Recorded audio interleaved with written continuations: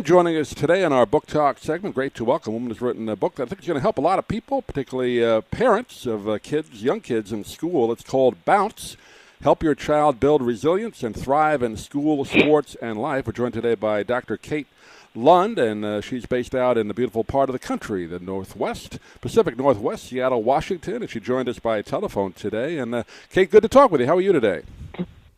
I'm fine, thank you. Thanks so much for having me. Yeah, good to have a chance to chat with you. I wanted to talk to you about this. Kind of always been interested in the topic you write about in the book, because I think a lot of kids, I guess every kid goes through it at some point of their young school life. You find setbacks in the classroom and outside the classroom. So this is kind of an important topic, isn't it?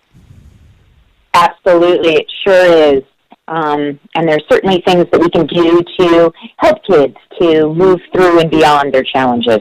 I know you talk a bit in the book about your own personal situation, having overcome a certain thing, a health issue, obviously. So you kind of talk from personal experience as well.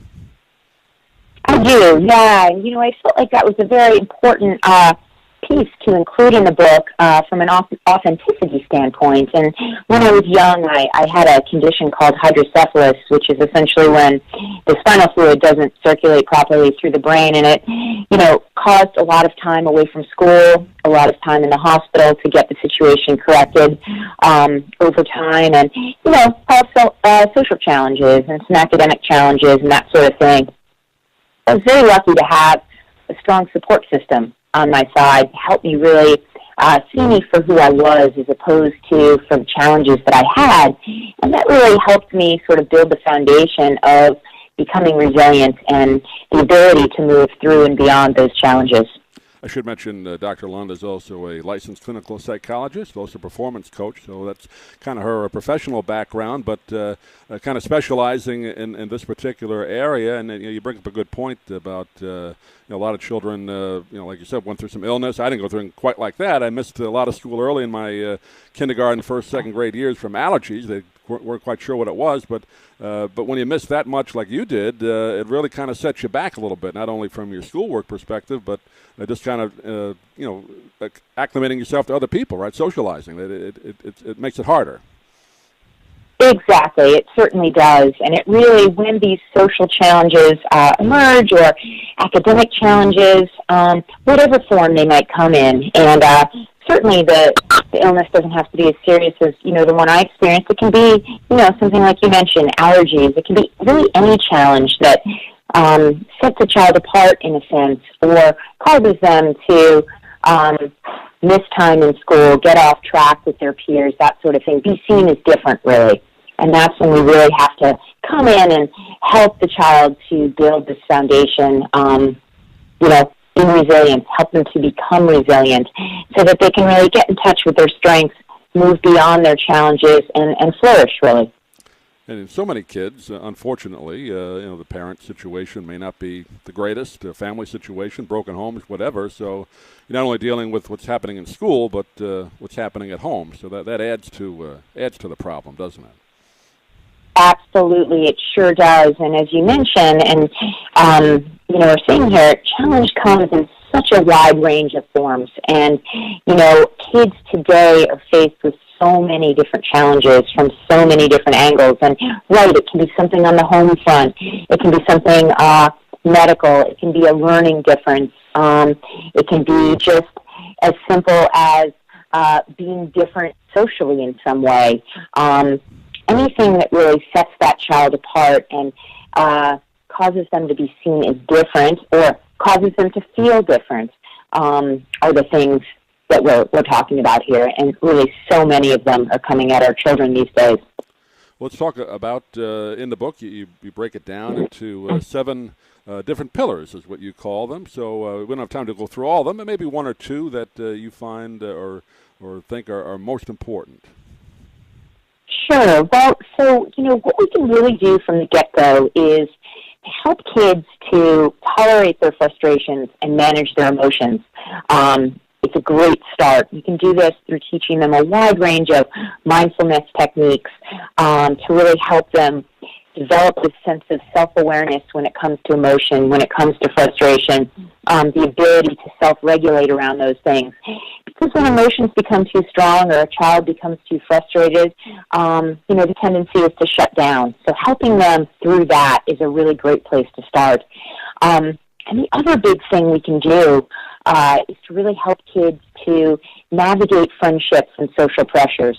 And by that I mean we can help them to really develop a strong social-emotional foundation, to understand and appreciate differences among their peers and within themselves, as a way of, cutting down on the ridicule of others, as a way of helping them to believe more strongly in themselves.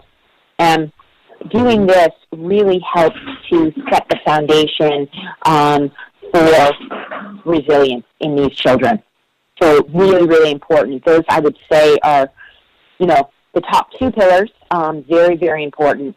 And then we go on and we talk about others in the book as well. Developing courage, for example, is a big one.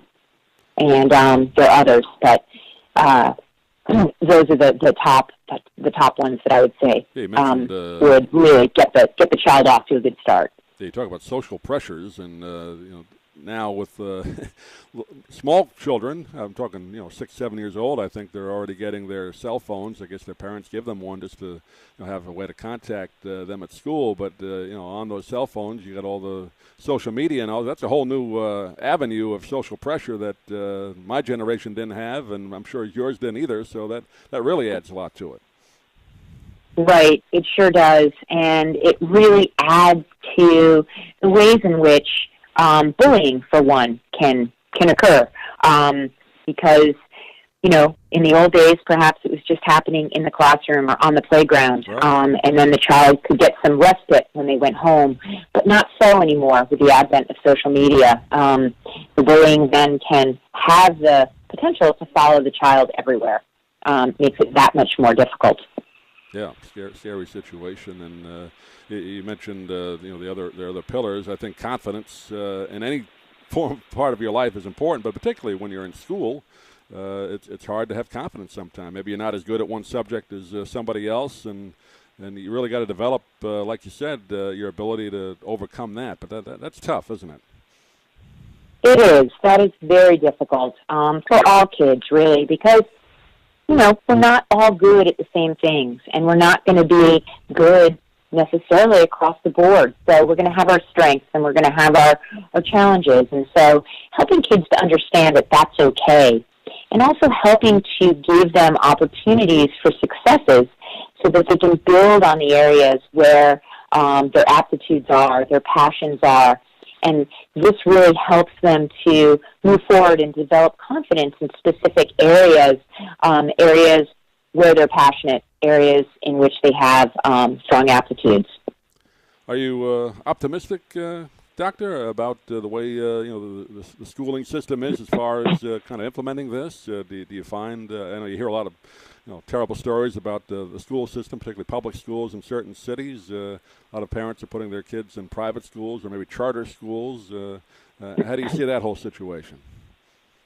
Well, it's tough. And the resources, it's true, in certain schools and certain school systems really aren't there to implement programs such as building a strong social-emotional foundation, that sort of thing, anti-bullying, that sort of thing. But I think a lot of schools really try to put these things in place and are doing a great job.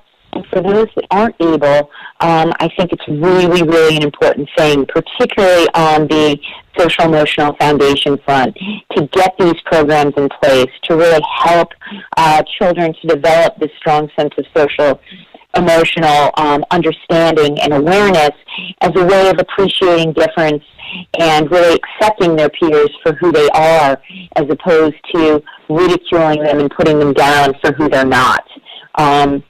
So I think a lot of schools, they're trying, and it's an area that we need to push. Yep, constant struggle.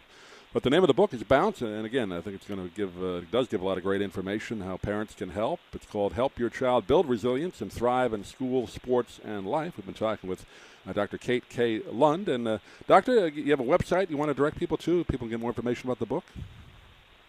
Yeah, sure. My website is Puget Sound sportspsychology.com, and there's a page on the website specific to the book which provides more information. Great. Doctor, pleasure talking to you. We'll put a link as well on our website to be able to, people can get the book as well. But appreciate you taking the time, and please keep in touch through Elise. I know she was the one that provided your information, and hopefully we can talk to you again. Wonderful. Sounds good. Thanks so much for having me.